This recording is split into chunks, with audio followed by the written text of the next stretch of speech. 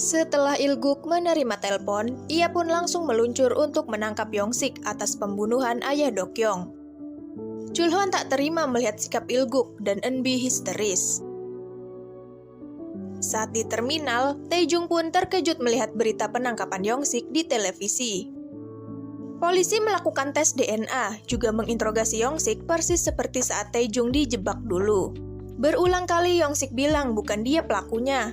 Namun tetap saja tak bisa karena semua bukti mengarah padanya.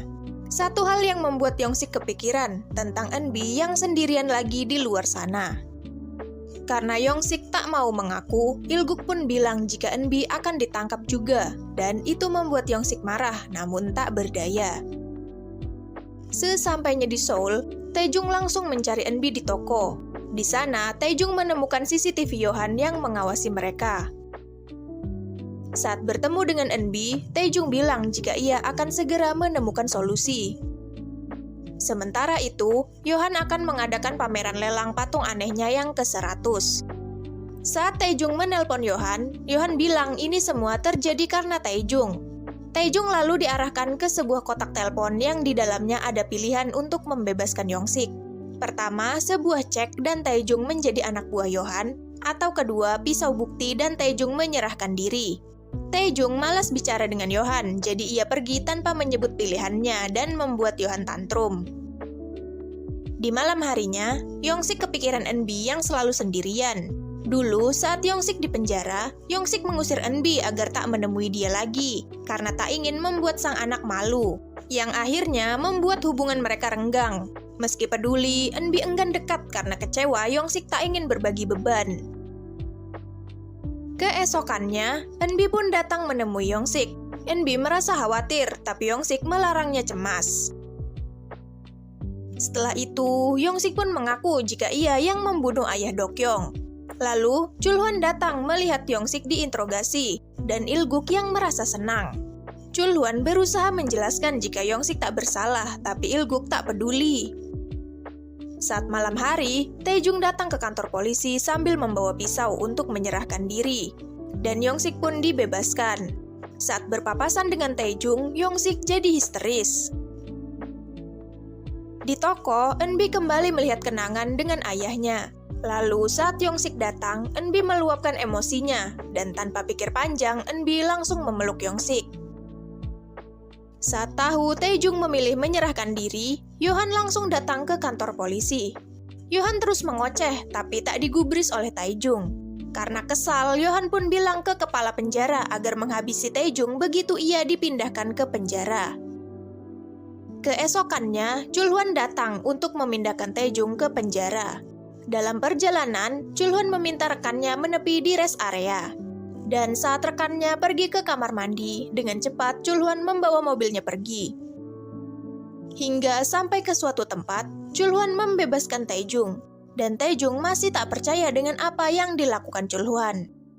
Ini semua terjadi karena sebelumnya Chul-hwan telah melihat bukti-bukti yang diberikan Tae-jung. Juga Chul-hwan mendengar sendiri kepala penjara akan menghabisi Tae-jung. Saat Tae-jung berlari, di ujung jalan Yong-sik dan Eun-bi telah menunggunya. Sementara itu, sesampainya di penjara, Chul-hwan langsung menemui kepala penjara juga menonjok wajahnya. Kini, Tae-jung mengajak Yong-sik dan Eun-bi sementara tinggal di gudang almarhum ibunya, karena di toko sudah tak aman dan terlalu banyak penyadap. Di tempat lain, Yohan merasa lega karena sebentar lagi Tae-jung tiada. Tapi saat kepala penjara menelpon dan bilang Tae-jung bunuh diri, Yohan tahu ada yang tak beres. Tae-jung, Eun-bi, dan Yong-sik kini paham jika lelang Yohan diadakan untuk menutupi rekayasa dan bukti-bukti kejahatan, juga pembayaran. Saat malam hari, jaksa datang ke penjara, tapi bukan untuk menangkap Pak Kepala, melainkan menangkap Hwang Chul. Akhirnya, lelang pameran pun diadakan. Yohan sebagai si seniman hadir didampingi Bibi. Saat acara dimulai, para tamu mulai mengajukan penawaran termasuk Bibi. Namun, penawaran tertinggi datang dari ruang VIP. Yohan mengira itu Tae-jung, tapi Tae-jung tak punya uang. Yohan pun penasaran. Saat didatangi, rupa-rupanya yang ada di sana itu Dokyong yang lengkap dengan kursi rodanya. Sebelumnya, Taejung datang ke rumah sakit dan memberikan syarat pada Dokyeong jika ingin hidup. Dokyeong tak datang sendiri, ia membawa serta polisi yang langsung menangkap Yohan. Sementara itu, di penjara, Doksu dipanggil seorang sipir. Yongsik bilang pada Taejung jika kini Yohan di penjara, tapi Taejung tahu itu tak akan lama. Kini, rencana Taejung dimulai. Eunbi mengawasi pengiriman dari atas. Saat truk mulai berjalan, teman-teman Taejung pura-pura mogok agar truk Taejung bisa menyelinap. Setelah itu, Taejung meminta Eunbi kembali menemani Yongsik.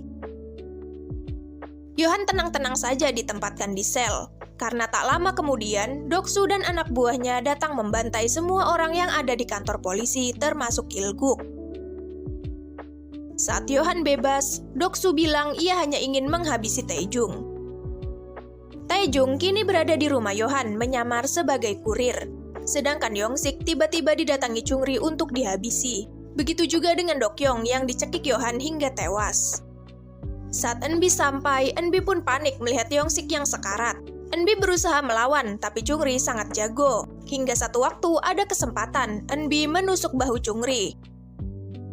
Namun tak lama, Chungri kembali menodongkan pisau. Ketika tak ada yang melihat, diam-diam Taejung masuk ke ruang kerja Yohan untuk mencari bukti. Yohan yang tahu Taejung di rumah, bergegas untuk pulang. Begitu alarm peringatan bunyi, Taejung buru-buru pergi. Tapi begitu di depan, rupanya Doksu sudah menunggu bersama anak buah Yohan yang lainnya. Pertarungan pun terjadi. Dengan keahlian bela dirinya, Taejung berhasil mengalahkan semuanya termasuk Doksu. Saat Yohan tiba, ia langsung memanah Taejung, tapi tak kena. Yohan mengambil pedangnya lalu menunjukkan jika bukti yang Taejung cari ada di pegangan pedang itu.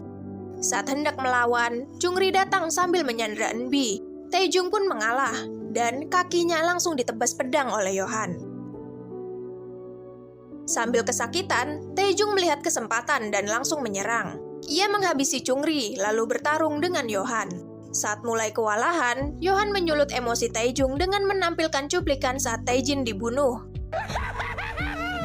Melihat itu, tanpa lama-lama, Taejung langsung menusuk Yohan dengan pedang hingga tembus, lalu menonjok congornya.